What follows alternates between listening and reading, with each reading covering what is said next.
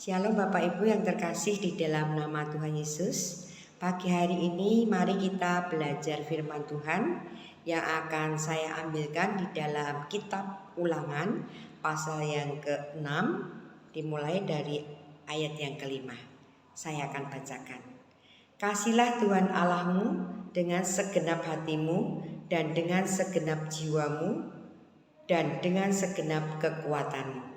Apa yang kuperintahkan kepadamu pada hari ini haruslah engkau perhatikan.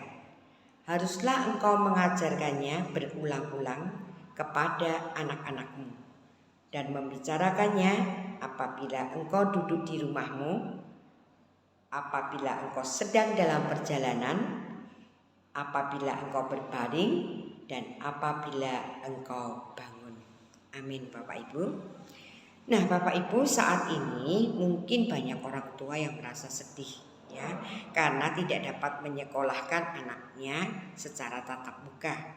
Tetapi anak-anak belajar secara online di rumah. Dan itu tentunya banyak menyita waktu dari Bapak Ibu yang harusnya bekerja ya, yang harusnya mungkin memasak kalau ibu-ibu ya, bersih-bersih. Tetapi harus meluangkan waktunya lebih banyak lagi untuk anak-anak mereka. Juga bapak-bapak ya, bapak-bapak ya, meskipun bekerja, dia juga harus meluangkan waktunya untuk anak-anaknya di rumah.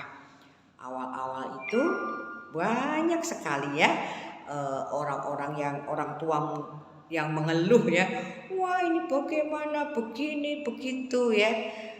Nah akhirnya perjalanan online anak-anak belajar di rumah ini ternyata tidak berlangsung hanya sebulan 2 bulan, ternyata kita sudah lebih dari 1 tahun ya. Terus bagaimana kalau kita mengeluh dan mengeluh dan mengeluh, tentu tidak akan ada solusi yang baik ya. Demikian juga guru-guru ya yang ada di sekolahan. Sebetulnya guru-guru yang ada di sekolah juga lebih senang kalau anak-anak itu tatap muka ya, kita bisa bergembira, apalagi anak-anak TK ya, meskipun kadang ya anak-anak TK, anak-anak kelompok bermain susah gitu ya diatur. Tapi bagi kami guru-guru kelompok bermain dan TK itu sangat menyenangkan, itu sangat memberi kehidupan bagi kami ya. Hari demi hari ada saja cerita yang dapat kami bagikan melalui anak-anak ya. Nah pagi hari ini kita melihat di dalam kitab Ulangan, siapa ya kira-kira yang diperintahkan oleh Tuhan untuk mendidik anaknya siang dan malam. Nah ternyata kalau kita pelajari, yang nomor 1 untuk mendidik anak-anak mereka siang dan malam adalah orang tua, papa dan mama. Bukan guru sekolah minggu, tetapi orang tua di rumah ya.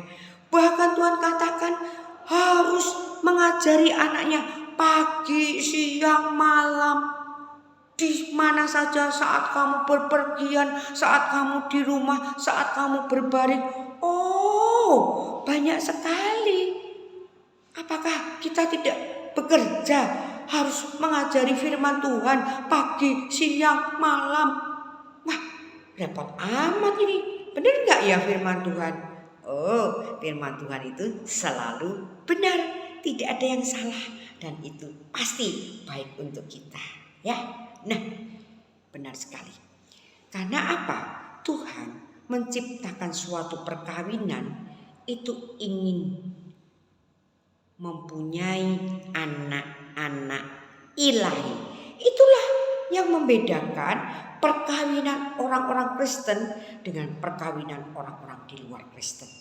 Karena perkawinan di dalam Kristen itu ada amanat dari Tuhan, yaitu menciptakan anak-anak ilahi.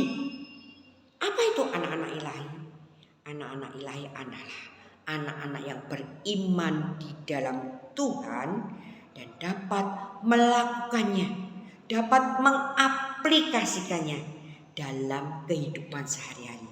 Dan itu tugas orang tua mendidik, mendasari anak-anaknya dengan firman Tuhan. Karena apa? Ketika kita mendasari suatu rumah, ya, bangunan yang akan kita dirikan, kalau fondasinya kuat, maka dia akan ditumpuk. Tidak hanya 1 lantai, 2 lantai, bahkan ada yang puluhan lantai. Bahkan ada yang 100 lantai. Tidak ambruk karena mempunyai fondasi yang kuat. Tapi ada yang tidak tinggi, hanya 1 rumah. Dipakai 3 bulan ambruk. Karena apa? Karena tidak ada fondasi yang kuat. Nah, demikian juga kita. Mau jadi apa anak kita? Kalau saudara ingin anak-anak saudara sukses. Nah, ukuran sukses bagi orang Kristen bukan hanya jabatan, kekayaan. Penting enggak itu? Penting, harus. Anak-anak Tuhan harus punya jabatan, harus punya kekayaan. Karena dengan jabatan, dengan kekayaan dapat menjadi berkat bagi banyak orang lain. Nah, itu yang Tuhan inginkan.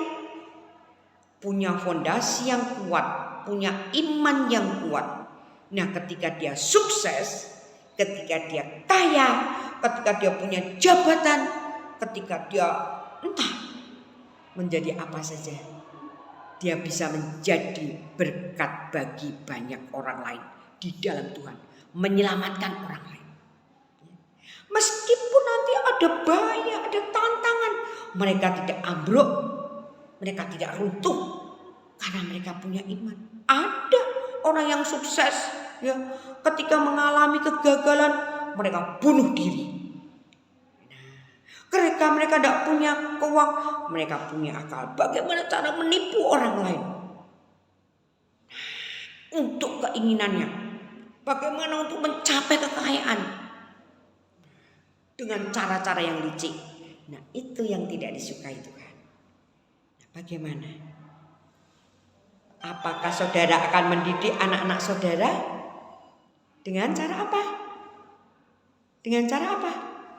Dengan cara mendasari anak-anak saudara dengan firman Tuhan. Nah, ketika anak-anak saudara, ya, punya firman Tuhan, ya, punya iman yang kuat, maka ketika dia menjadi orang yang sukses, punya jabatan, dia menjadi berkat bagi banyak orang lain. Dan mencapainya pun dengan iman, bukan dengan cara menyingkirkan orang lain, merugikan orang lain, tetapi dengan cara-cara yang diberkati oleh Tuhan. Oleh sebab itu, mari Papa dan Mama, jangan mengeluh, jangan bersusah hati.